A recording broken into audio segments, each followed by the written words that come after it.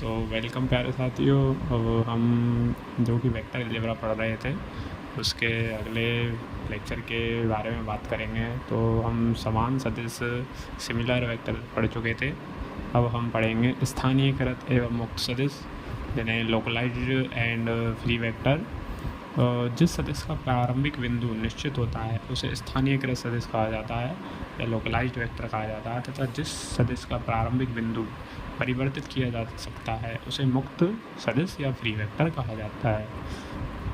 तो ये XYZ 3 vector हैं और इनमें हमने एक ए वेक्टर मान लीजिए यहाँ पे है, तो हम इसको अगर ये फ्री वेक्टर कहलाएगा यदि हम इसके बिंदु को परिवर्तित कर सकते हैं, तो हम इसको ए वेक्टर के इनिशियल पॉइंट को या प्रारंभिक बिंदु को उठा के हम यहाँ रख देते हैं और ये समान परिमाण का हम एक वेक्टर बनाते हैं। तो और यदि ये ए वेक्टर है तो ये भी ए वेक्टर होगा, तो ये हो जाता है फ्री वेक्टर या मुक्त सदिश। तो इसके बाद हम दूसरा पढ़ेंगे सह प्रारंभिक सदिश। दो या अधिक सदिश सह प्रारंभिक सदिश कहलाते हैं यदि उनके प्रारंभिक बिंदु समान हो। जैसे ये 3 वेक्टर हैं जिनके इनिशियल पॉइंट हम देख सकते हैं कि यहाँ से स्टार्ट होते हैं और ये एक वेक्टर ये है, एक ये है और एक ये वेक्टर है। तो ये तीनों वेक्टर सह प्रारंभिक सदिश कहलाएंगे क्योंकि इनका जो इनिशियल पॉइंट है वो सेम है। तो जो प्रारंभिक बिंदु है वो समान है, तो ये सह प्रारंभिक सदिश कहलाते हैं। उसके बाद है सहवसानी सदिश। सह अवसान, तो अवसान मतलब जहाँ पर कोई चीज़ ख़त्म हो जाती है तो उसको अवसान कहते हैं। तो सहवसानी मतलब जो साथ में एक जगह पे जाके ख़त्म हो जाते हैं तो वो सहवसानी सदिश कहलाएंगे या उनको कोटरमिनस वेक्टर भी कहते हैं। तो कोटरमिनस वेक्टर या सहवसानी सदिश 2 या अधिक सदिश सहवसानी सदिश कहलाते हैं यदि उनके अंतिम बिंदु समान हो, जहाँ पर जाकर वो एक साथ ख़त्म हो जाते हैं। तो ये 3 वेक्टर हैं, ये इस जगह पे जाके ख़त्म हो रहे हैं, अंतिम बिंदु इनके समान है, तो ये सहवसानी या कोटरमिनस वेक्टर कहलाएंगे। इसके बाद है समानांतर सदिश या पैरेलल वेक्टर।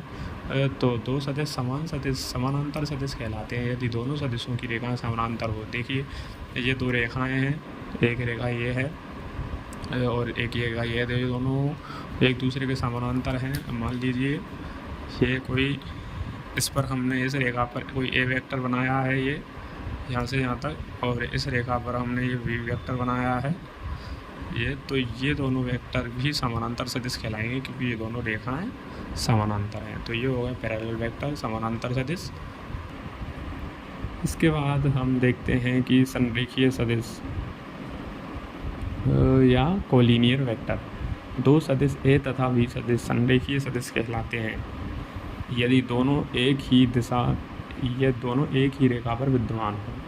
देखिए 2 सदिश ए सदिश और बी सदिश हैं जो कोलिनियर वेक्टर कहलाएंगे जबकि वो दोनों एक ही रेखा पर विद्यमान हो। मान लीजिए ये एक सदिश ए वेक्टर है और एक ये बी वेक्टर है।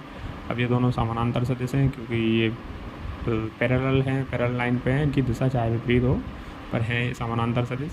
अब हम इसके इनिशियल पॉइंट को उठाकर यहाँ रख देते हैं, तो ये बी वेक्टर है तो हो जाएगा ए वेक्टर। अब ये जो है रेखा एक ही है, तो एक ही रेखा पर ए वेक्टर और बी वेक्टर हैं, तो ये संरेखीय सदिश या कोलिनियर वेक्टर हो जाएंगे। तो संरेखीय सदिश 2 प्रकार के हो सकते हैं। समदिश सदिश दोनों सदिशों की दिशाएं समान हो। देखिए यहाँ पर ये विपरीत दिशा में है तो ये विपरीत सदिश हो जाएंगे। अगर इनकी दिशा वी वेक्टर की दिशा ए वेक्टर की दिशा में ही होती तो ये समदिश सदिश हो जाता। विपरीत सदिश दोनों की दिशाएं विपरीत हों।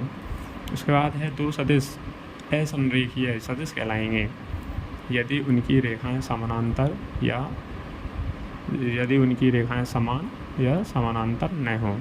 अब देखिए ये एक ए वेक्टर है, ये एक रेखा है जिस पर ये ए वेक्टर है, एक ये दूसरी रेखा है जिस पर ये वी वेक्टर है। ये दोनों रेखाएं समानांतर नहीं हैं, तो इनके जो वेक्टर हैं ए वेक्टर और वी वेक्टर वो भी समानांतर नहीं होंगे, तो ये संरेखीय भी नहीं होंगे। संरेखीय जब भी होंगे जब वो एक ही रेखा पर होंगे और एक ही रेखा पर होंगे तो उनको समानांतर तो होना ही पड़ेगा। तो 2 सदिश असंरेखीय सदिश कहलाएंगे यदि उनकी रेखाएं समान या समानांतर ना हो। यदि उनकी रेखाएं समान नहीं है और वो समानांतर भी नहीं है तो असंरेखीय कहलाएंगे। ये फिर उसके बाद है समतलीय सदिश। किसी भी प्लेन के लिए हम जैसे XY समतल लेते हैं तो एक्स वाई समतल का मतलब है एक्स कोऑर्डिनेट और वाई जो कोऑर्डिनेट है, एक्स वेक्टर या वाई वेक्टर है, उससे मिलकर जो समतल बनता है वो एक्स वाई समतल हो जाएगा। तो उसमें हम एक जेड लेते हैं अक्ष, तो हम देखते हैं कि वो उसके परपेंडिकुलर होता है, मतलब वो समतल बनी है, तो एक्स वाई जेड समतलीय नहीं है।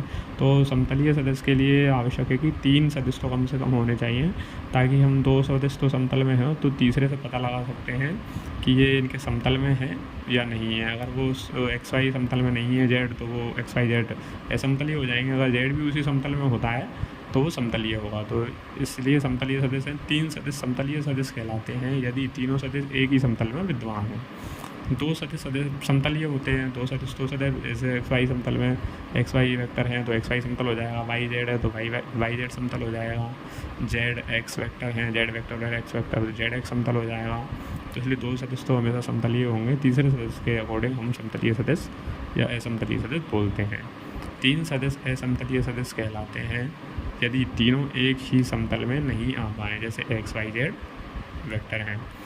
ऋणात्मक सदिश एक ही सदिश बी सदिश सदिश एक सदिश बी सदिश सदिश ए सदिश का ऋणात्मक सदिश कहलाता है यदि ए वेक्टर का परिमाण इक्वल टू हो बी वेक्टर के परिमाण के, तथा ए वेक्टर की दिशा और बी वेक्टर की दिशा विपरीत हो, तो ये ऋणात्मक सदिश कहलाएगा।